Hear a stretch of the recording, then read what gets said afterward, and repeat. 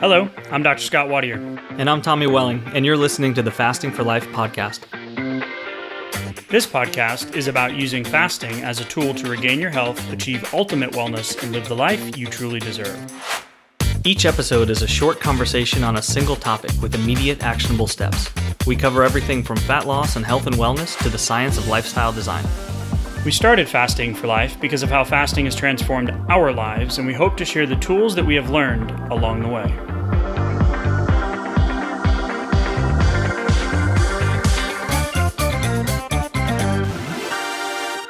Hey everyone, welcome to the Fasting for Life podcast. My name is Dr. Scott Watier, and I'm here, as always, with my good friend and colleague, Tommy Welling. Good afternoon to you, sir. Hey, Scott, how are you?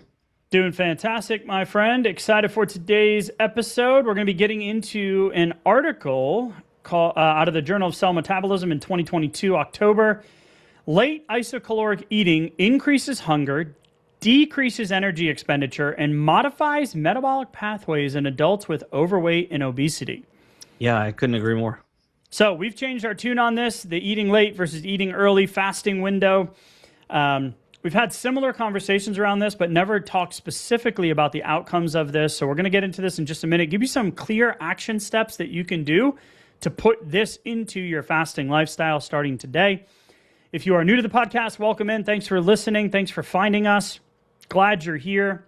Yes. If you want to know more about our journeys and why we do what we do week in and week out with the episodes and the resources and our website and our coaching and our challenges, head back to episode 0 and episode 1. We share our story on how fasting just completely changed the game for us. It's short, it's to the point, and we've gotten so much response over the years from you guys as the listeners. We're just so grateful that we're on this journey with you and that we've reached over 5 million listeners and 7,500 challengers and hundreds of coaching clients. And I had no idea that we would be doing this in 2026, but grateful to be doing it. Me too.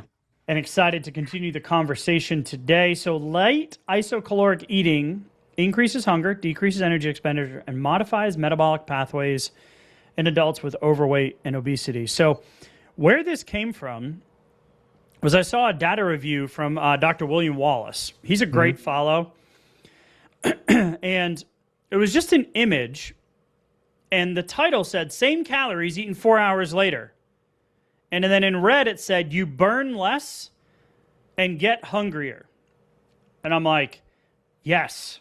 You sure do. But now let's go talk about why. Because if you know the why, you're more likely to do the what. Yeah.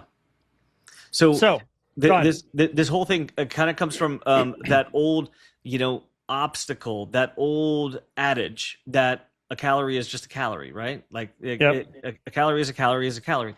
And so, yes, a calorie as a unit of fuel is absolutely a calorie. Like there's no breaking that thermodynamics.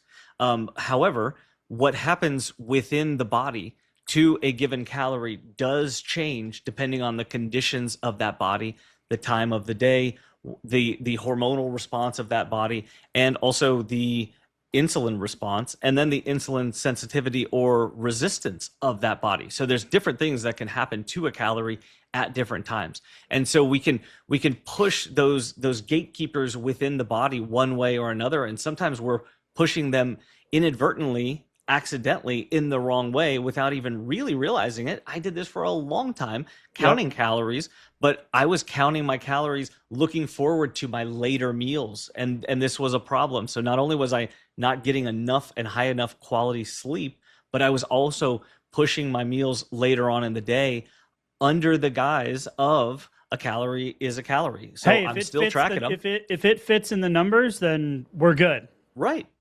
And it wasn't good, and the outcome wasn't good, but I didn't understand why. But this is essentially a lot of the why right here. And so that's why I absolutely love the framing of this, and that Harvard actually put together this thoughtful study right here. Yeah, it's awesome. So the come from on the problem that we're experiencing, that we experience, and that we hear from so many of y'all, if we look around, obesity is an epidemic. 650 million people worldwide and 42% of the U.S. population.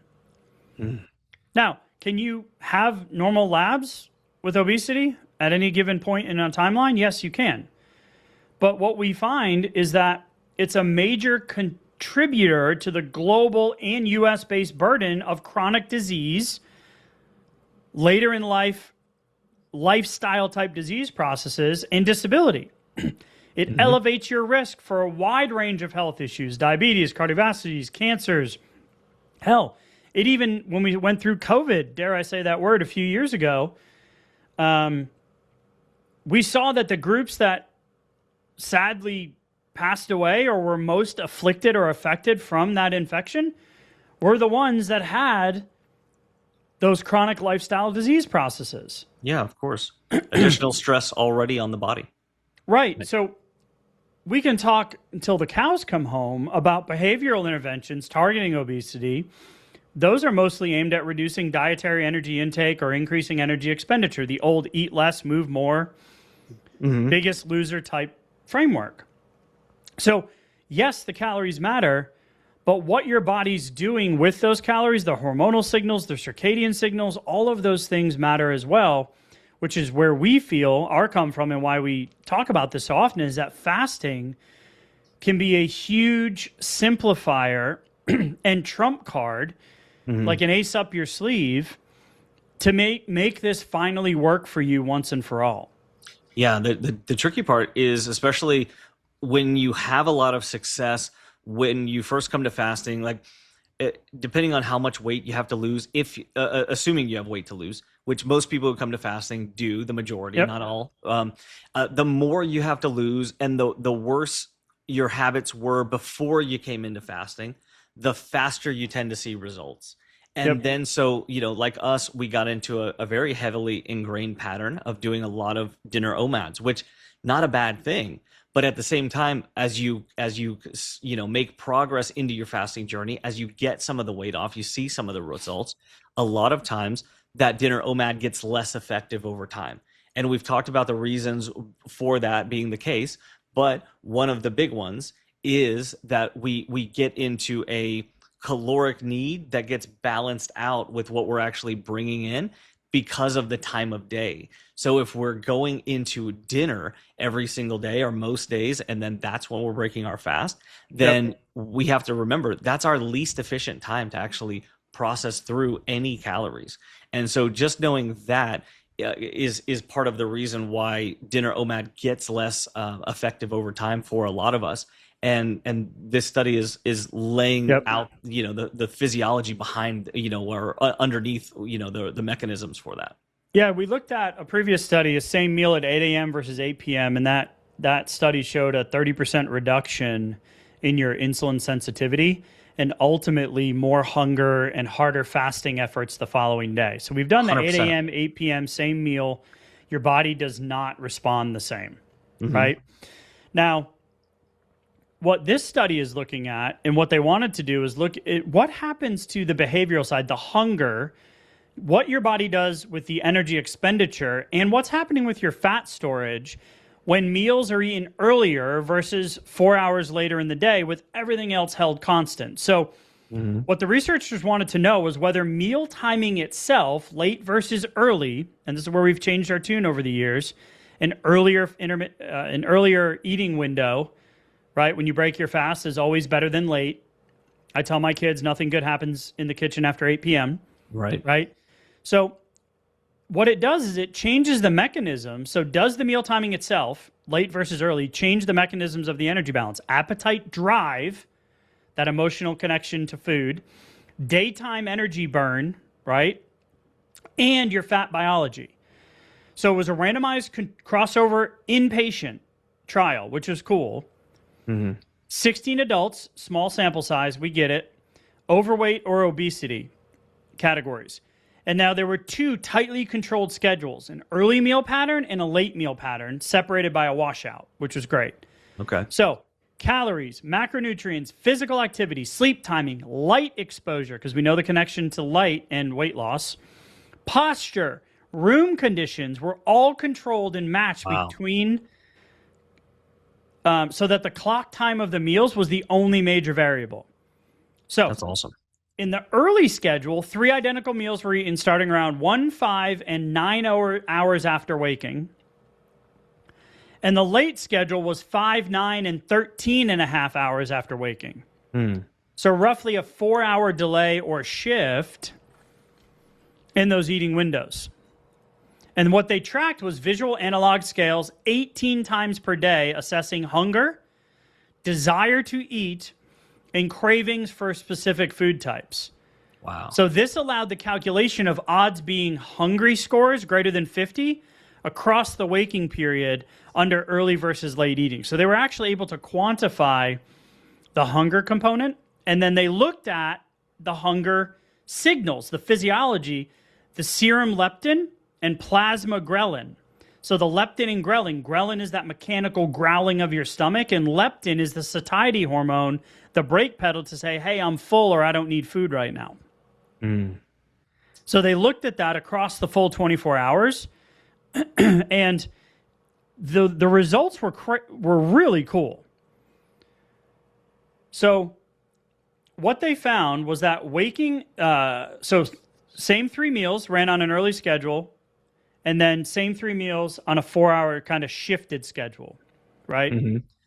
The odds of feeling hungry while awake roughly doubled on the late schedule. Whoa. Waking energy expenditure, so what your body's doing to burn calories throughout the day, fell 5%, and a 24-hour core body temperature dropped. And when they looked at the fat cells themselves, they did fat biopsies in about half the people. The fat, gene expression, so what your fat cells are doing, either they're being used for energy and oxidized and burned, or your body's storing fat. Yeah. In the late window, it shifted towards storing rather than using. Ruh-roh. Well, that's the opposite of what we want. And the ghrelin-leptin ratio rose 34%. The gas brake pedal to your hunger cues, which leads to a stronger drive to eat overall. But here's the kicker. Ghrelin, that growling hunger cue, was not the driver. So your ghrelin didn't like skyrocket. What happened was your leptin, your satiety signals, fell 16%. And that satiety hormone, the leptin, the satiety hormone fat releases to signal that stores are adequate. So eating identical calories later lowered the body's own fullness signal, and they believe shifted that gene expression of your fat cells to store rather than burn. Wow.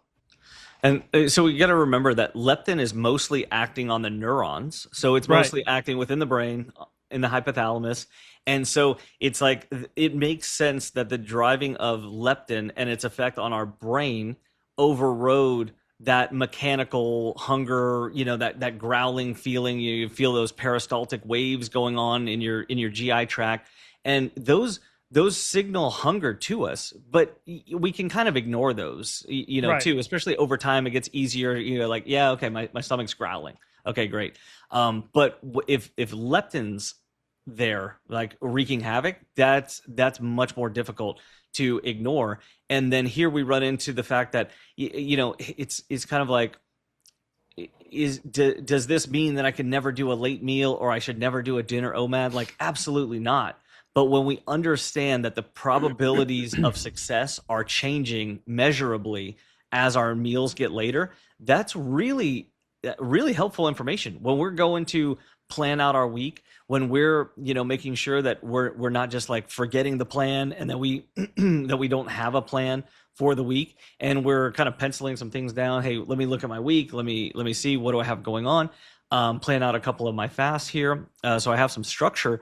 It's good to know this, because the temptation for most of us, we've polled thousands of people. The temptation is dinner as the most favorable meal. That's 90+% of respondents. And so just the fact that we know intuitively that we'll have more success with at least early dinner, if not maybe late lunch or just regular lunchtime. And then, dare I say, breakfast, even an occasional breakfast for an OMAD.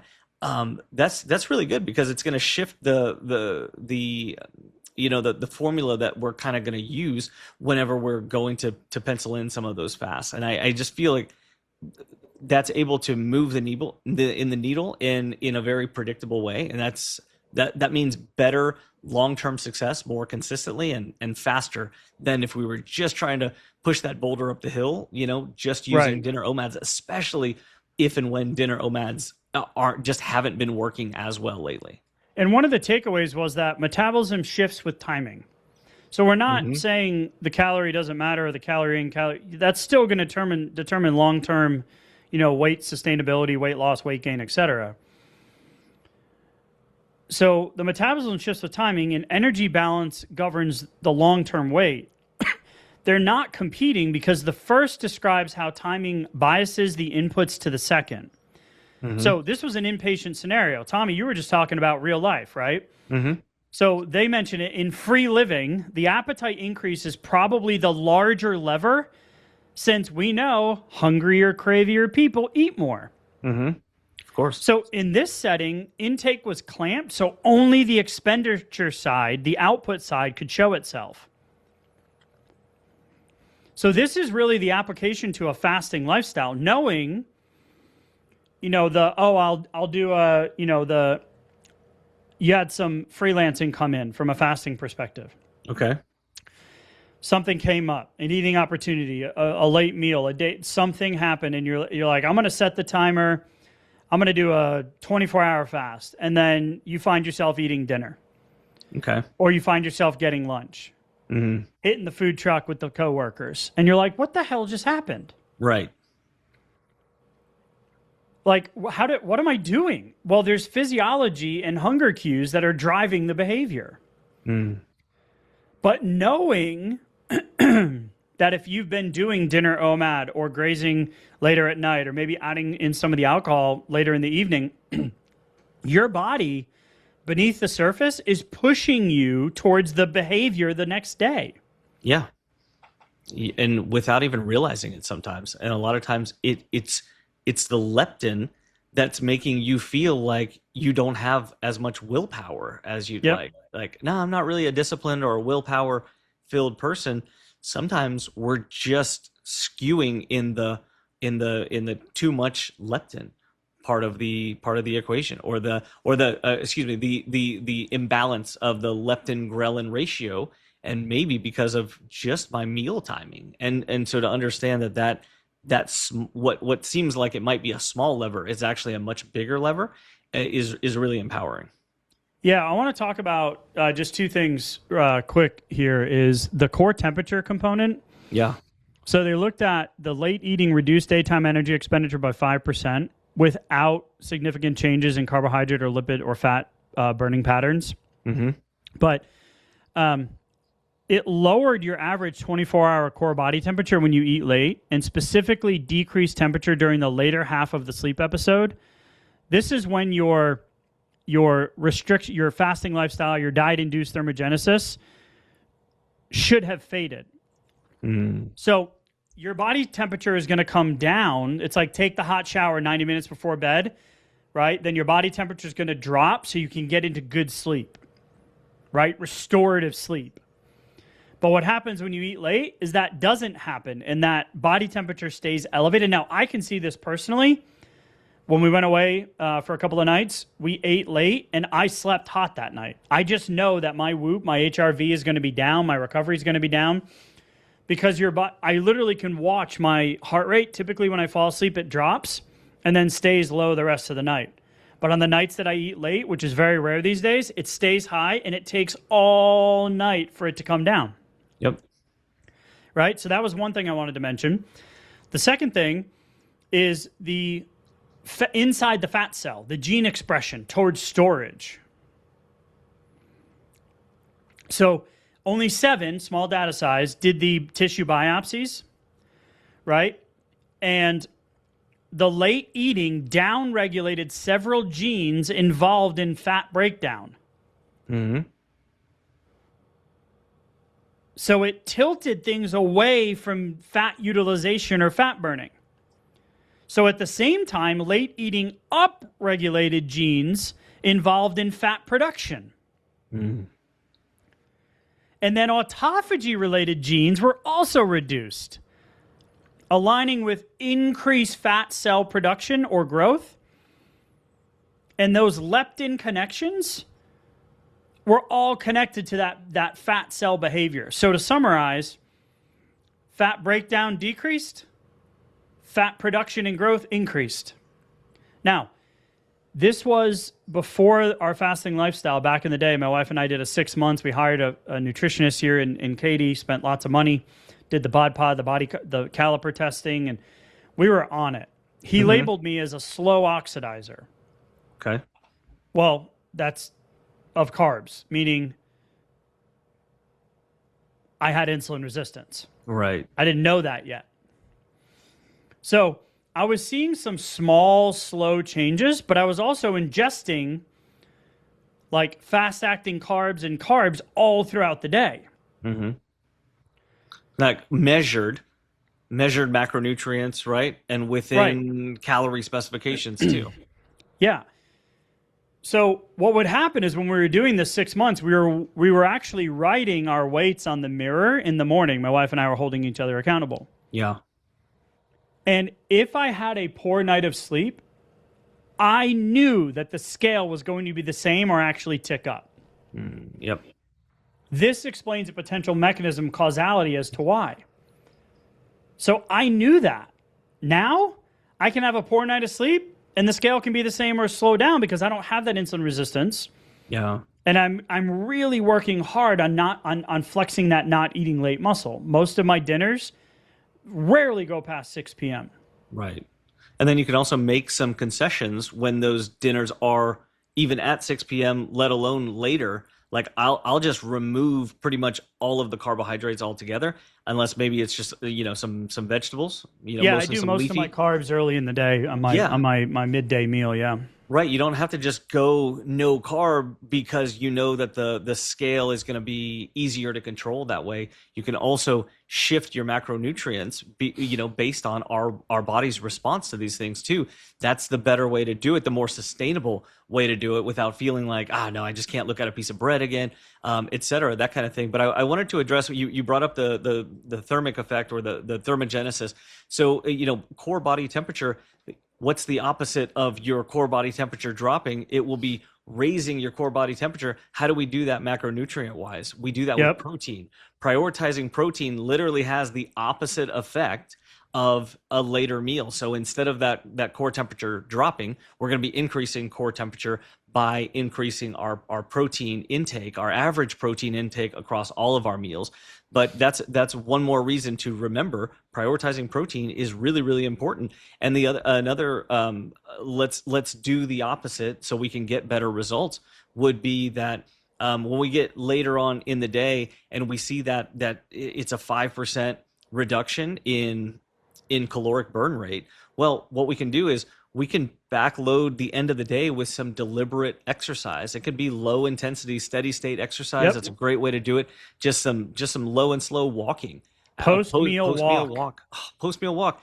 Sorry, I stole your thunder there. I jumped in on you. Yeah, jinx. It's such a superpower though. There's a reason for it. And part of why it works so well to reduce the area under the curve, the blood sugar response, the insulin response that comes following along that is because of these reasons. So especially when it's dinner OMAD or dinner went a little later than usual, or oh man, I wish I hadn't had so much for dinner or so many carbs. Then make the exercise, double down on the exercise, add in a couple of little sprints with it, or extend the walk a little bit longer. You do these things. These things might feel like, hey, they're not necessarily they're not New Year's resolution, big sweeping changes, but they are enough in the moment to restore balance here so that you're not necessarily waking up tomorrow to like a surprise on the scale or overall like frustration during your fat loss phase. This can reduce the frustration if we're very deliberate and diligent with it. Yeah, absolutely. So let's kind of summarize and give some action steps on how to adapt it into your fasting lifestyle and levers that you can pull. Yeah. So to summarize, identical meals 4 hours later in the day made people hungrier, lowered their daytime energy expenditure, and shifted their fat cells towards storage, even though calories, macros, sleep, light, and activity were all matched. The main hormonal signal that changed with late eating was a drop in your daytime leptin. That's your I'm full hunger cue. Hey, I don't need any more food. I'm good. Not a ghrelin, not an increase in hunger cues. We see this with consistent fasting efforts where you're not as hungry when you don't eat as often. Yeah. Right? So that means the body's fullness signal was weaker, and the appetite stronger despite the identical intake, just eating 4 hours later. And the meal timing itself did not break the energy balance. Instead, it biased the equation by increasing the drive to eat and slightly reducing your next day burn, which in day-to-day life would tend to push weight upward over time because the hungrier and cravier you are, the more likely you are to eat. That's that white knuckling approach. So, yeah, how do we anchor this? Well, earlier eating window. This is also great for women in childbearing years, pre or perimenopause. Getting your food in earlier in the day is great for healthy hormone production. Yeah. But the bulk of the calories are going to lead in that early daytime phase where satiety signals and calorie burn, thermogenesis, are more favorable. Mm-hmm. So if you're already doing 16.8 or 18.6, start pulling that window forward by 1 to 2 hours over the next few weeks. And watch your evening hunger and sleep quality. Because there is research that shows skipping breakfast makes you eat more later. Mm-hmm. Sure. 100%. Yeah, and I love the idea that as we go a little bit earlier with our meals, then what it does is it allows us the opportunity to think about our long-term maintenance solution as well. Yep. Which for most of us, we're not just going to need one nutrition opportunity to get in sufficient nutrition, right? So I like to think about that as 2 compartmentalized meals. Mine are usually 3 to 4 hours apart, and the smaller of those 2 meals is going to be the later one, so I can have a better response to it, so it doesn't disrupt the sleep, so I don't have as many of these small little levers that I need to then balance out in order to keep control of the scale, keep feeling well, and keep my nutritional balance in check. Yep. So number 2 here, and adding it in, is treat late night eating as a high risk zone, not just extra food. Okay.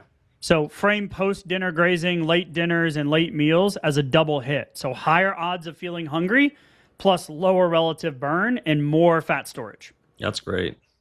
Right? So set a firm kitchen closed 2 to 3 hours before bed. Right? So we do this with our kids. We just ate dinner. Dad, can I have my nighttime snack? What time is it? It's 8:05. Nope. But Dad... So we learned through those, right? Last night I broke down and he had a cheese stick. Well, it wasn't a bag of Doritos, right? Win. Right. To our conversation from last week's episode about kids, right? Win. Mm-hmm. Right? But now they're aware of it. So high risk zone, not just extra intake. And then use your fasting to realign the appetite signals with the clock. So consistent daily fasting intervals will consolidate your hunger to reduce some of that random evening snacking when you shift your window earlier in the day. Now, give it some time. It's not going to happen the first time you do it. Mm-hmm.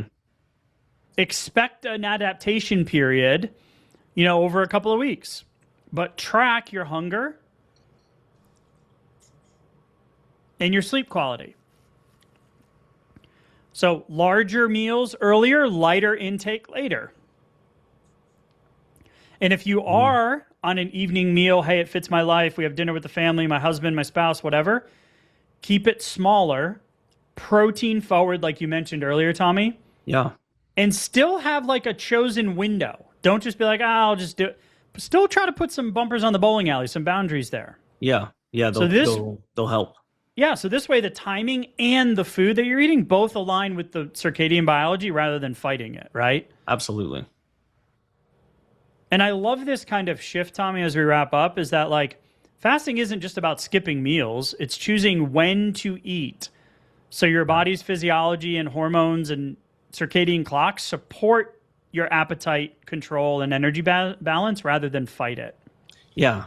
Sometimes it's a matter of being of that proactive thought of, okay, I'm going to move this meal earlier. So I'm choosing when to eat. It's not just that I have to say no to everything. I'm choosing when to eat. Like you said, you have the power. You're just making this choice for a very specific reason, because I know my physiology and my psychology are going to respond better this way. So I'm going to do this. This is when I'm choosing to have my meal. So then flip your schedule as much as you can. What would you normally be doing during that time when, maybe you would have skipped the meal earlier in the day? Yep. What would you be doing, right? So can you change around some of the things so that you're not just feeling like I have this time vacuum, time void later on in the day? Because that's where a lot of us, kind of run into trouble. Like, oh, hey, I was supposed to be fasting for this evening, but I found myself near the kitchen. Now I'm tempted to break this fast earlier.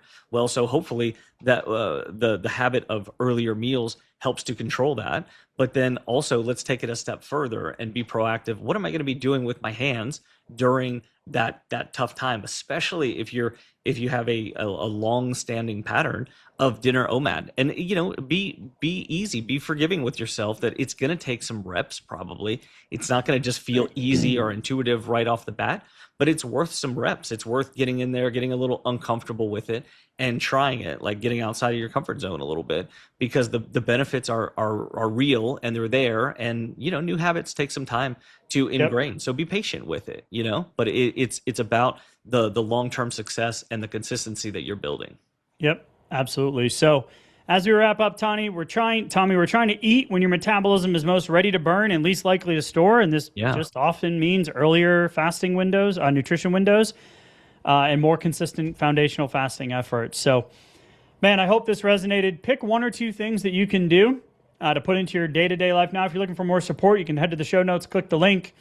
It'll bring you to our resources page on the website, thefastingforlife.com. We've got the 20-page PDF, the Blueprint to Fasting for Fat Loss. But keep fasting. You got this. We're on this journey with you. Tommy, man, I appreciate the conversation, and we will talk soon. Thank you. Bye. So, you've heard today's episode, and you may be wondering, where do I start? Head on over to thefastingforlife.com and sign up for our newsletter, where you'll receive fasting tips and strategies to maximize results and fit fasting into your day-to-day life. While you're there, download your free Fast Start guide to get started today. Don't forget to subscribe on iTunes, Spotify, or wherever you get your podcasts. Make sure to leave us a 5-star review, and we'll be back next week with another episode of Fasting for Life.